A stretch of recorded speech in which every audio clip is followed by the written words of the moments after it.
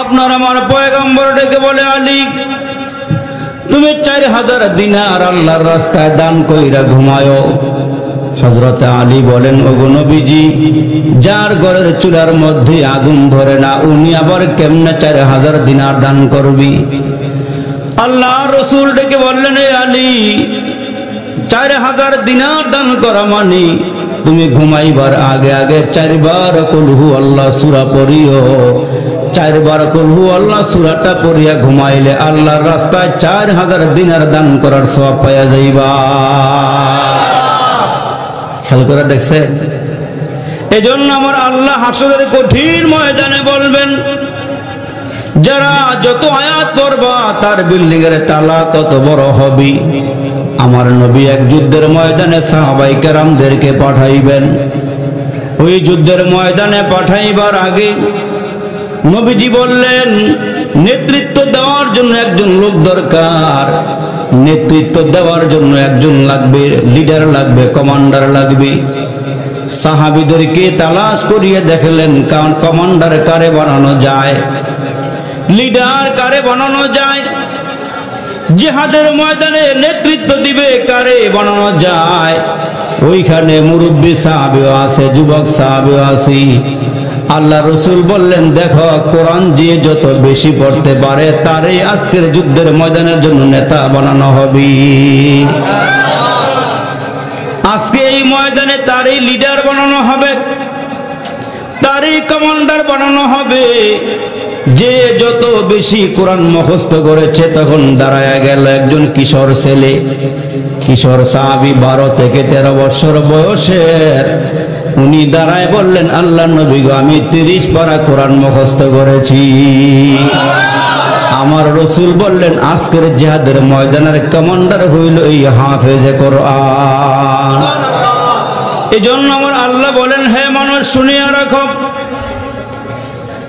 যারা কোরআন মুখস্থ করেছে, কোরআন সিনার ভিতরে জমা করেছে, মান করাল কোরআন ফাস্তাজহারাহু ফাআহাল্লা হালালাহু ওয়া হাররামা হারামাহু আদখালাহুল্লাহুল জান্নাহ ওয়া শাফাআহু ফি আশারাতিন মিন আহলি বাইতিহি কুল্লুহুম কদ ওয়াজাবাত লাহুন নার।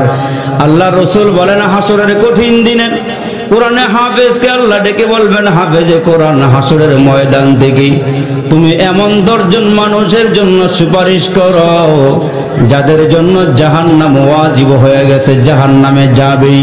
এমন 10 জন লোককে তুমি সুপারিশ করে আমার জান্নাতের মধ্যে ঢুকাইয়া দাও।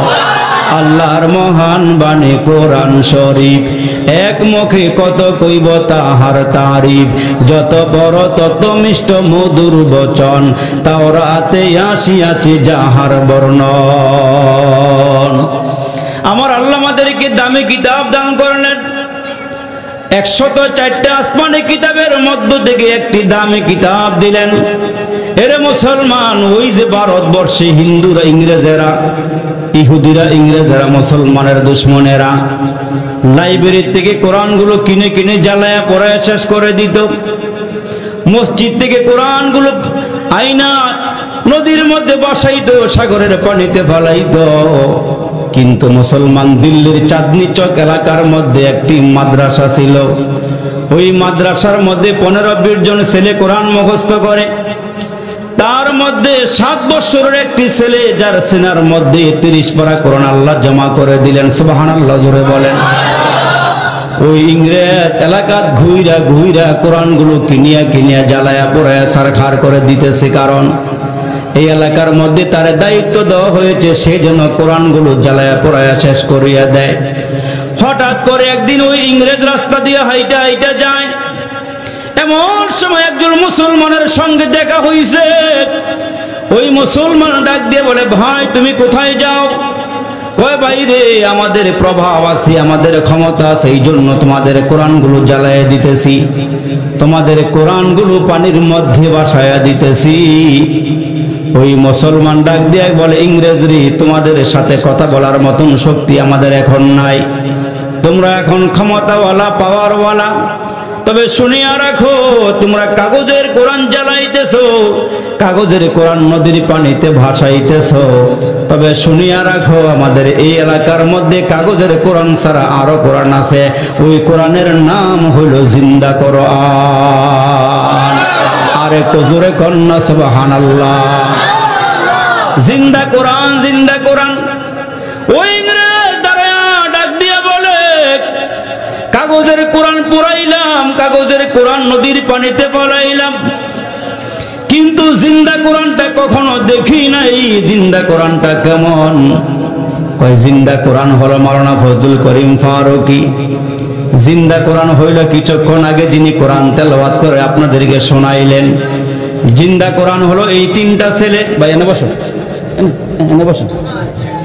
এই আমার মুসলমান বাবাজিরা রে, আপনাদের কষ্ট হইতেছে? বেশি কষ্ট হইতেছে? বেশি লম্বা বয়ান, অল্প কথা হইব ইনশাআল্লাহ।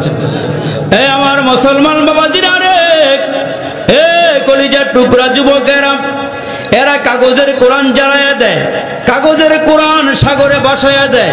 মুসলমান সাহস করে হিম্মত করে দাঁড়ায়া বলে, আমাদের এলাকার মধ্যে জিন্দা কোরআন আছে, ওইগুলো কেমনে নষ্ট করবো? জোরে কন্যা সুবহানাল্লাহ। ইন্না নাহনু নাযালনা যিকরা ওয়া ইন্না লাহু লাহাফিজুন। আল্লাহ বলে, কোরআন নাজিল করেছি আমি, কোরআন হেফাজত করেন ওলা কি? আর জোরে বলেন নাকি? একটু খেয়াল করিয়া শুনেন, আমার আল্লাহ বলেন, ওয়াইজা কুরিয়াল কুরআনু ফাসতামিউ লাহু ওয়া আনসিতু লাআল্লাকুম তুরহামুন। যারা মনোযোগ দিয়ে কোরআন তেলাওয়াত শুনে, আল্লাহ বলেন এদের উপরে আমি রহমত নাজিল করি। যদি মনোযোগ দিয়া শোনেন তাহলে রহমতের ভাগ পাইবেন।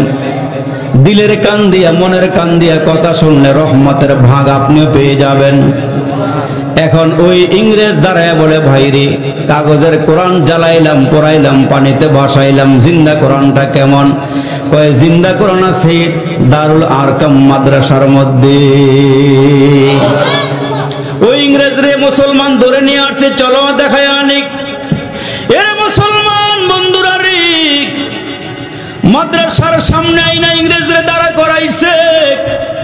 ইংরেজ দাঁড়িয়ে আছে, আর ওই মুসলমানটা মাদ্রাসার ভিতরে ডুইকা হাফেজ সাহেবের কাছে গিয়া কয়, ও হাফেজ সাহেব হুজুর, ইংরেজ ধরে নিয়ে আসছি, এসে আমাদের কাগজের কোরআনগুলো জ্বালায়া পড়ায়া শেষ করে দিলাম, আমি জিন্দা কোরআন দেখাইতে নিয়ে আসছি। হাফেজ সাহেব ডাক দিয়ে বলেন, তারে বাহিরে বসান, আমি জিন্দা কোরআন নিয়ে আসতেছি।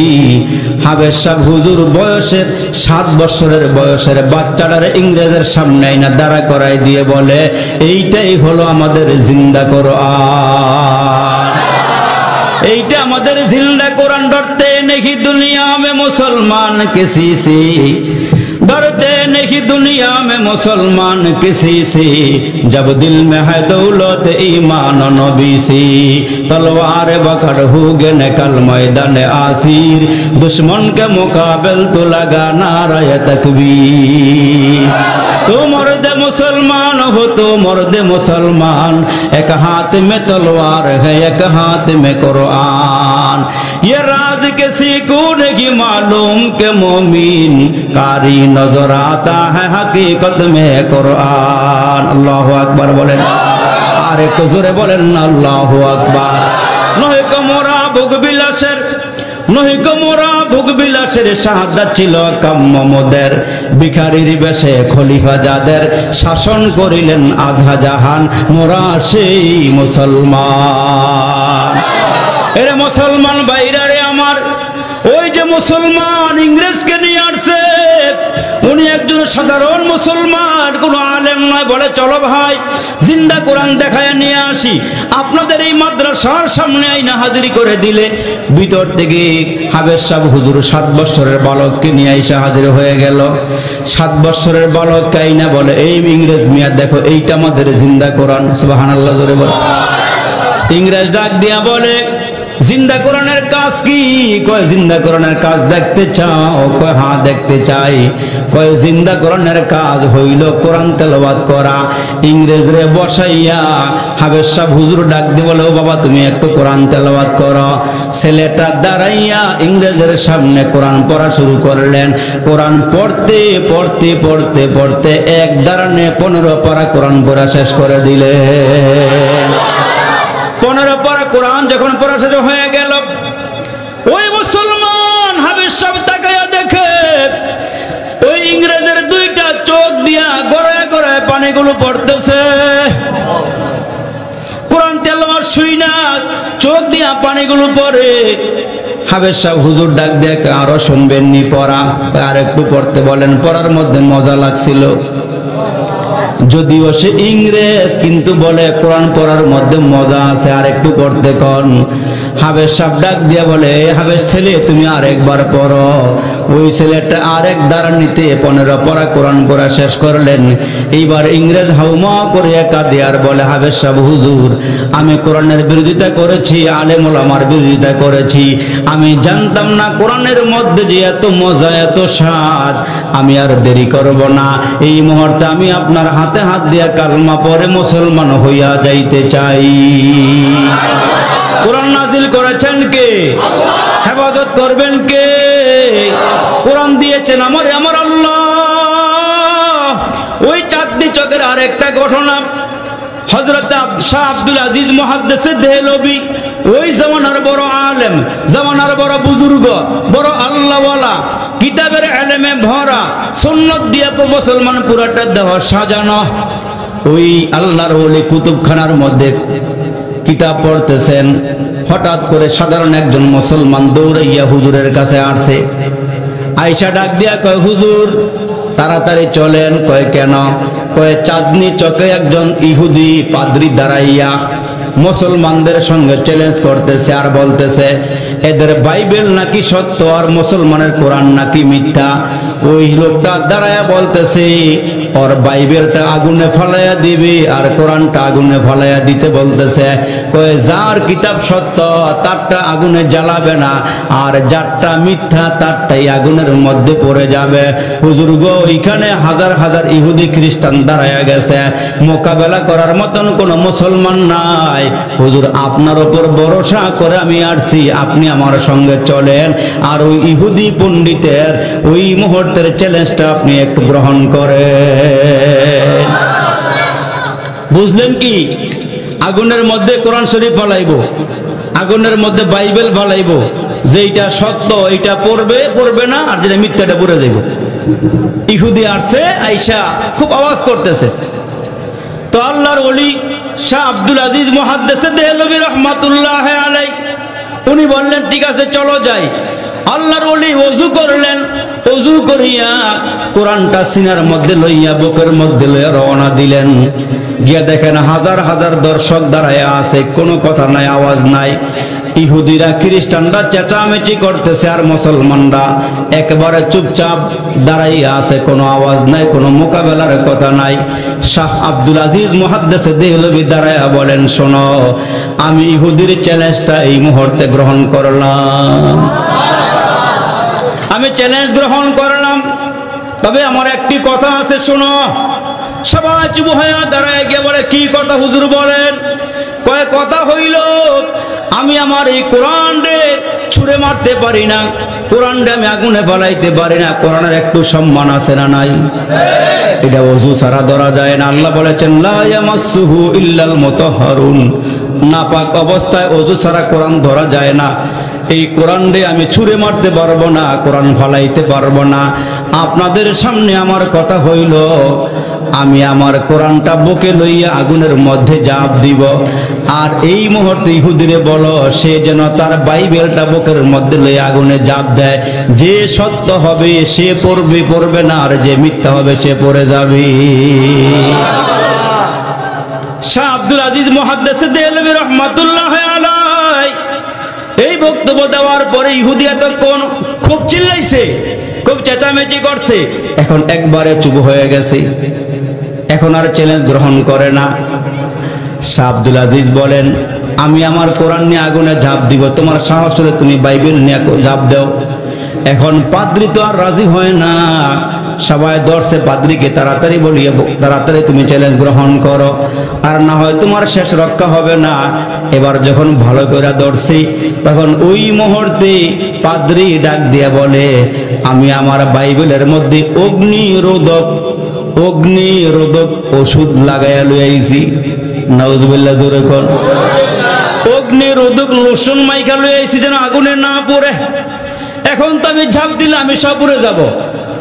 আর আল্লাহর ওলি শাহ আব্দুল আজিজ বলেন, আমার একটা বিশ্বাস আছে, কোরআন সত্য, আমরাও সত্য, আমাদেরকে আল্লাহ কোনোদিন কোরআন সহ আগুনের মধ্যে জ্বালাবে না। এজন্য যারা বেশি পরিমাণে কোরআন তেলাওয়াত করবেন, যারা বেশি পরিমাণে কোরআন পড়বেন, এই কোরআনটা আপনাকে কবর থেকে পাহারা দেওয়া শুরু করবে। যা আল কোরআন ইনদা রাসিহি, কোরআনটা আপনার মাথার কিনারায় চলে আসবে। যতক্ষণ পর্যন্ত আপনাকে আল্লাহর জান্নাতে পৌঁছাইতে না পারবে, এই কোরআনটা আপনার সঙ্গেই থাকবে।